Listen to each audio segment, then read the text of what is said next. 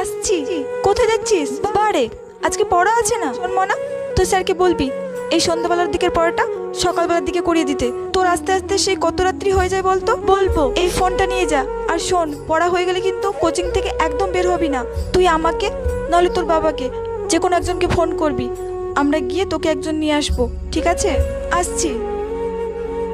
সন্ধ্যা 7টা বেজে গেল, মেয়েটা এখনো পর্যন্ত একটা ফোনও করলো না। আর আমিও যে একটু এগিয়ে যাব, রাস্তাঘাটে এমন অন্ধকার, বেরোতেই যেন ভয় লাগে। অন্যদিন তো মেয়েটা অনেক আগেই ছুটি হয়ে যায়, বাড়ি চলে আসে। আজকে তো দেরি হচ্ছে কেন? আমি এসব কি ভাবছি?